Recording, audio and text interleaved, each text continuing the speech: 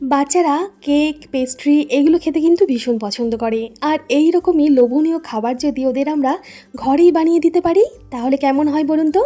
ওরাও চমকে যাবে আর আপনারও দেখবেন খুব ভালো লাগবে ঘরোয়া খাবারটা খাওয়াতে পেরে। আজকে আমি আপনাদের সাথে এমন স্বাদের একটা কেকের রেসিপি শেয়ার করব, বাচ্চা থেকে বড় সকলেই পছন্দ করবে। বিশেষ করে যারা আপেল খেতে চায় না, আপেল পছন্দ করে না, তাদেরকেও কিন্তু আপনারা এইভাবে কেকটা তৈরি করে দিতে পারেন। আজকে তৈরি করছি একদম ঘরোয়াভাবে আপেল পায়ের রেসিপি, যার মধ্যে আপনারা কেকেরও স্বাদ পাবেন আবার অ্যাপেল পায়েরও স্বাদ পাবেন। নমস্কার বন্ধুরা, আমি বন্দনা আপনাদের সবাইকে মিঠাই ম্যাজিক সব কিচেনে অনেক অনেক স্বাগত জানিয়ে শুরু করছি অ্যাপেল পাই কিংবা অ্যাপেলের কেকের রেসিপি। অনুরোধ রইল পুরো ভিডিওতে সাথে থেকে ধাপে ধাপে কেকের রেসিপিটা দেখে নেওয়ার, যাতে আপনারা খুব সহজেই বাড়িতে এটা তৈরি করে নিতে পারেন। দেখুন, এখানে আপেল রাখবে, ফ্রেশ আপেল আমি নিয়ে নিয়েছি, দুটো নিয়েছি। আপনারা চাইলে একটু বেশি করে আপেল দিয়েও রেসিপিটা তৈরি করে নিতে পারেন। আমি খোসা ছাড়িয়ে এই রেসিপিটায় ব্যবহার করছি আপেলগুলো। আপনারা অবশ্যই চাইলে খোসা সহ আপেলও কিন্তু ব্যবহার করতে পারেন। খোসাগুলো একটা পিলারের সাহায্যে খুব হালকাভাবে আমি ছাড়িয়ে নিলাম। এইবার এই আপেলগুলোকে কেটে নেব। বলতে ভুলে গিয়েছি, আপেল কিন্তু কাটার পর আর ধোয়া যাবে না। আপেলটা আগে ভালোভাবে খোসা সহ ধুয়ে নিয়ে তারপর খোসা ছাড়িয়ে আমরা কাটবো।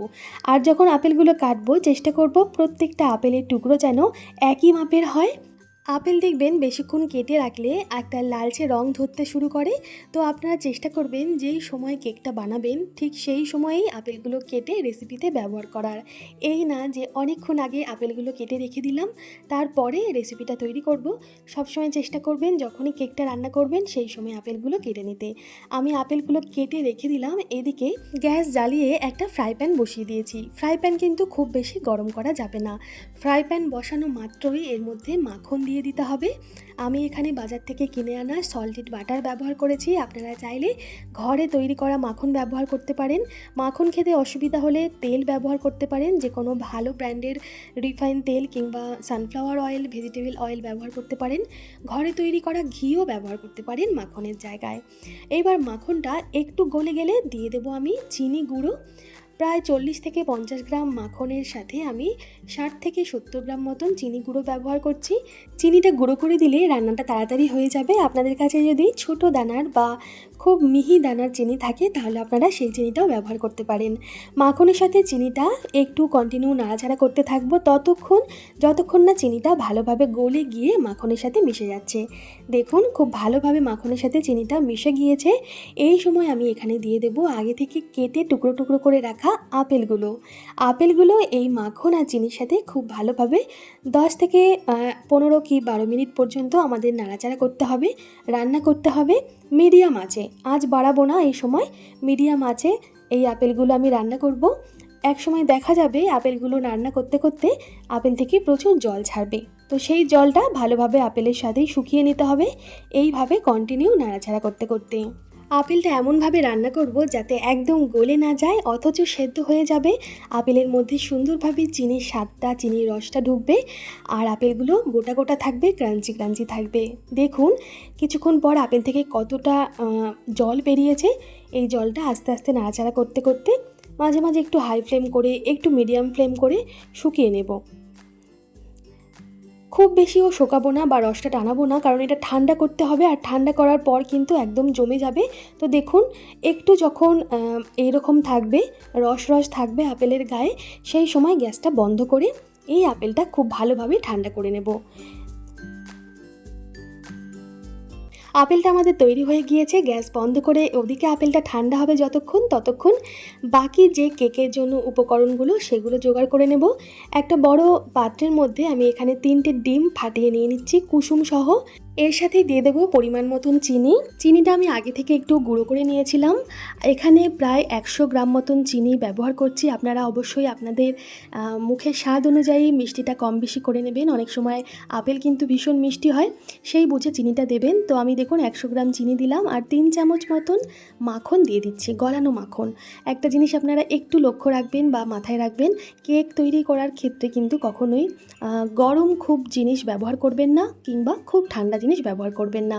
রুম টেম্পারেচারে রাখা মাখন, দুধ এগুলো ব্যবহার করলেই কেকটা কিন্তু ভালো হবে। একটা হ্যান্ড বিটারের সাহায্যে খুব ভালোভাবে ডিম, মাখন আর চিনিটা আমি ফেটিয়ে নিচ্ছি। আপনাদের কাছে ইলেকট্রিক বিটার যদি থাকে তাহলে ইলেকট্রিক বিটার দিয়ে খুব ভালোভাবে কিন্তু এটা বিট করে নিতে পারেন। এছাড়াও ঘরে ঘরে তো আমাদের কম বেশি সবাই মিক্সি আছে। একটা বড় মিক্সিং জারের মধ্যে ডিম, চিনি আর মাখনটা দিয়ে একটু সময় নিয়ে, মানে 10 মিনিট সময় নিয়ে আপনারা যদি ঘুরিয়ে নেন তাহলেও কিন্তু কাজ হবে। এবার দেখুন ভালোভাবে ডিমটা ফেটানোর পর ওই ডিমের ফেটানোর পাত্রটার ওপরেই একটা বড় ছিদ্রযুক্ত তারের ছাঁকনি রেখেছি, আর ওই তারের ছাঁকনির ওপরেই আমি দিয়ে দিচ্ছি প্রায় 150 থেকে 175 গ্রাম মতন ময়দা, আর ময়দার সাথেই দিয়ে দেবো বেকিং পাউডার। বেকিং সোডা কিন্তু এই রেসিপিটাতে ইউজ করা যাবে না, বা আপনারা কিন্তু ইনো ইউজ করবেন না। বেকিং পাউডার হাতের কাছে থাকলে বেকিং পাউডারই ইউজ করবেন। প্রায় 5 গ্রাম মতন বেকিং পাউডার আমি দিলাম, মানে চা চামচের হাফ চামচ মতন বেকিং পাউডার দিয়েছি। সব কিছু খুব ভালোভাবে এবার মিলিয়ে নেব। এটা কিন্তু আমরা অ্যাপেল পাই তৈরি করছি, প্রপার যে ফ্লাফি কেক সেই ফ্লাফি কেক আমাদের দরকার নেই। পার্টিকুলার যে অ্যাপেল পাইয়ের রেসিপিটা, তাতে কিন্তু অ্যাপেল পাইটা বাইরে থেকে ক্রিস্পি হয় ভীষণ, আর ভেতরে থাকে এই ক্যারামেল করা অ্যাপেলের পুরটা। তো আমরা নিজেদের মতন করে একটু অ্যাপেল পাইটা তৈরি করছি। দেখুন আপনারা রেসিপিটা, আশা করি ভালো লাগবে আপনাদের। ধাপে ধাপে রেসিপিটা আমি আপনাদের সাথে শেয়ার করছি, একটু সময় লাগবে, কিন্তু এইভাবে একটু সময় নিয়ে দেখে যদি আপনারা বানান তাহলে কিন্তু রেসিপিটা একদম পারফেক্ট হবে। অল্প অল্প করে দুধ এখানে ইউজ করছি আমি। দুধটা কিন্তু রুম টেম্পারেচারে থাকা দুধ নিয়ে নিয়েছি। যেটুকু দুধ লাগবে সেটুকু দুধ দিয়ে দিয়ে আমি ব্যাটারটা তৈরি করে নিচ্ছি। যেভাবে কেক তৈরির ব্যাটারটা তৈরি হয়, মানে যে ঘনত্বে তৈরি হয় ব্যাটারটা, সেই ঘনত্বই এখানেও হবে। দেখুন এখনও একটু শক্ত আছে, তা একটু দুধ আর একটু লাগবে। মোট এখানে আমি প্রায় 150 ml মতন দুধ ইউজ করেছি। আর যখন আমি ময়দার সাথে দুধটা মেলাবো, খুব বেশি কিন্তু ফ্যাটাবো না, হালকা হাতে এগুলো সব মিলিয়ে নেব। এইবার এখানে আমি আগে থেকে যে ঠান্ডা করে রাখা আপেলগুলো আছে সেই আপেলগুলো দিয়ে দেব। আপেলটা একটু ভালোভাবে ঠান্ডা করে তারপরেই ব্যবহার করবেন। দেখুন আপেলটা কিন্তু অনেকটা কমে গেছে, আর আপেলের গায়ে সুন্দরভাবে চিনিটা লেগেও গেছে, আপেলের মধ্যেও চিনিটা ঢুকেছে, অথচ আপেলগুলো কিন্তু বেশি গলেও যায়নি। তো চিনিটা আপনারা আপনাদের মুখের স্বাদ অনুযায়ী ব্যবহার করবেন। আপেলটাও মিষ্টি থাকে, আপেলের সাথে আমরা চিনি দিয়ে একটু নেড়ে চেড়ে নিয়েছি। তারপরে সেই বুঝে আপনারা এই কেকের ব্যাটারটার মধ্যে কিন্তু চিনিটা দিয়ে নেবেন। সব কিছু হালকা হাতে আবারও মিলিয়ে নেব সুন্দরভাবে। আপনারা চাইলে আপেল আরও কিছুটা বেশি দিতে পারেন, যেহেতু অ্যাপেল পাই তৈরি হচ্ছে, বেশি আপেল হলে খেতে ভালো লাগবে, খারাপ লাগবে না। দুটো আপেল দিয়ে আমি আজকে রেসিপিটা তৈরি করে দেখালাম, আর 2 রকম পদ্ধতিতে আপনাদের রেসিপিটা তৈরি করে দেখাবো। সব কিছু খুব ভালোভাবে হালকা হাতে কিন্তু মিলিয়ে নিতে হবে। দেখুন মেলানো হয়ে গেছে। এইবার আমি একটা কেক টিন নিয়ে নিচ্ছি। কেক টিনটার উপরে আমি প্রথমে বিছিয়ে দেবো একটা বাটার পেপার। এখানে আমার হাতের কাছে অডি ইউনিরাপের ফুড র্যাপিং পেপারটা আছে, বাটার পেপারেরই কাজ করে এটা। তো পেপারটা কেটে কেক টিনের সাইজে এটা কেটে নেব। তারপর এটা আমি লাগিয়ে দেব কেক টিনের উপরে। এইভাবে একটা বাটার পেপার যদি কেক টিনের উপর বসিয়ে কেকটা বেক করতে দেওয়া হয়, তাহলে কেকটা কিন্তু খুব সহজে ডিমোল্ড হয়ে যায়। যখন ঠান্ডা হয়ে যায় কেকটা খুব সহজেই উঠে আসে আর কি। আপনারা যদি বাটার পেপার হাতের কাছে না পান, যে কোনো ভালো পরিষ্কার সাদা যে A4 সাইজের পেপার হয়, সেই A4 পেপারও ইউজ করতে পারেন এখানে। অথবা এই কেক মোল্ডের মধ্যে মাখন আর একটু ময়দা গুঁড়ো ছড়িয়ে তারপর এই রেসিপিটা তৈরি করতে পারেন, মানে কেকটা বেক করতে পারেন। অ্যালুমিনিয়ামের কেক টিনটায় প্রথমে খুব ভালোভাবে মাখন মাখিয়ে নিচ্ছি, তারপরে বাটার পেপারটা বসাবো। আপনারা চাইলে মাখনের জায়গায় রিফাইন তেল বা ভেজিটেবল অয়েল ভালোভাবে ব্রাশ করে তারপর বাটার পেপারটা বসিয়ে নিতে পারেন। আর এছাড়াও ময়দা একটুখানি দিয়ে নিতে পারেন এই মাখন বা রিফাইন তেল মাখানো কেক টিনটার ওপরে শুকনো ময়দা গুঁড়ো দিয়ে তারপরে এই ব্যাটারটা আস্তে আস্তে ঢেলে নিতে পারেন।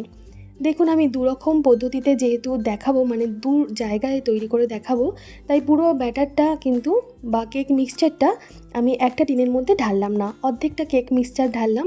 পুরো কেক মিক্সচারটাই কিন্তু এর মধ্যে ঢালা যেত। এবার দেখুন একটা বড় ননস্টিকের কড়াইতে আমি কিছুটা নুন গরম করতে দিয়েছিলাম, যে খাবার নুন আমরা খাই সেই নুন গরম করতে দিয়েছিলাম। 5 মিনিট ঢাকা দিয়ে হাই ফ্লেম করে নুনটা গরম করে তারপরে একটা খাবারের স্ট্যান্ড উল্টোভাবে বসিয়ে ওই কেক টিনটা দিয়ে ঢাকা দিয়ে হাই ফ্লেম করে প্রথমে 10 মিনিট রান্না করব। তারপরে গ্যাস কমিয়ে আরও 30 মিনিট মতন রান্না করে নেব। গ্যাসে কেক তৈরি হতে একটু সময় নেয়। দেখুন আর একটা গোল কেক টিন আমি নিয়ে নিয়েছি, তার মধ্যেও পেপার বসিয়ে মাখন মাখিয়ে বাটার পেপার সেট করে দিয়ে দিলাম বাকি যে কেক মিক্সচারটা ছিল সেই বাকি কেক মিক্সচারটা দিয়ে তারপর আমি মাইক্রোওয়েভে বসিয়ে দিলাম। এখানে কনভেকশন মোডে আমি দেবো 180 ডিগ্রি টেম্পারেচারে এই কেকটা তৈরি হবে। 30 মিনিটের জন্য টাইমটা আমি দিলাম। প্রিহিট করার মাইক্রোওয়েভ কোনো দরকার নেই, খুব সুন্দরভাবে 30 মিনিটে এই কেকটা বেক হয়ে গিয়েছিল। দেখুন 30 মিনিট পর আমি মাইক্রোওয়েভ খুলে দেখলাম কত সুন্দর কালার এসেছে, একদম পারফেক্টভাবে কেকটা তৈরি হয়ে গেছে। এবার ঠান্ডা হলে তারপর কিন্তু কেকটার গায়ে আমি হাত দেবো। আর এদিকে দেখুন গ্যাসেও 30 মিনিট পর আমি দেখছি আরও কিছুটা সময় বাকি আছে, মানে গ্যাস ওভেনে 40 থেকে 45 মিনিট লেগেছিল এই অ্যাপেল পাই বা এই অ্যাপেলের কেকটা রান্না হতে। আমি ঠান্ডা হয়ে গেছে খুব ভালোভাবে কেক টিনগুলো, তারপর আমি ডিমোল্ড করছি। দেখুন কেক টিনের মধ্যে এক ফোঁটাও কিচ্ছুই লেগে নেই, সুন্দরভাবে পেপারটা খুলে যাবে কেকের বাইরে থেকে বা কেকের গা থেকে।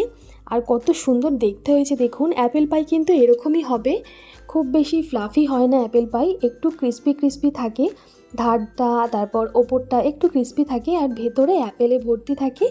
আর অ্যাপেলগুলো খেতে একদম যেন মনে হয় যেন জেলি অ্যাপেল খাওয়া হচ্ছে, মানে অ্যাপেলের ক্যান্ডি খাওয়া হচ্ছে এরকম মনে হয়।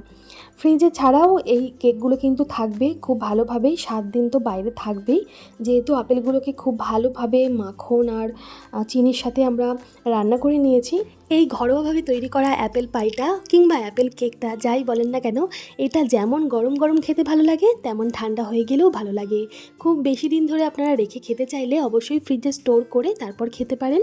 এই অ্যাপেল পাইটা এমনি দেখতে খুবই সুন্দর হয়েছে, তাও আরও একটু অ্যাট্রাকটিভ করার জন্য একটা ছাঁকনিতে চিনি গুঁড়ো নিয়ে নিয়েছি। চিনি গুঁড়োটা একটু ওপর থেকে ছড়িয়ে দিয়ে সাজিয়ে দিলাম। এই চিনি গুঁড়ো সহ যদি আবার মাইক্রোওয়েভে দিয়ে একটু ঘুরিয়ে নেওয়া যায় 30 সেকেন্ড কি 1 মিনিটের জন্য, তাহলে কিন্তু এই চিনি গুঁড়োটা ক্যারামেল হয়ে যাবে, আরও সুন্দর লাগবে খেতে। দেখুন আমাদের অ্যাপেল পাই বা অ্যাপেলের কেক তৈরি। এতটাই লোভনীয় হয়েছিল, বাচ্চারা তো বাচ্চা, বড়রাও খেতে এটা পছন্দ করবে। এখনও পর্যন্ত না বানিয়ে থাকলে অবশ্যই একদিন বানান, হাতের কাছে আপেল পেলে বাচ্চাদের স্কুলের টিফিনের জন্য বানান হাতে সময় থাকলে।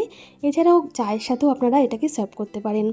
আমাদের খাওয়া কিছু কেকের মধ্যে অন্যতম প্রিয় কেক এখন হয়ে গেছে এই অ্যাপেল পাই বা অ্যাপেলের কেকটা।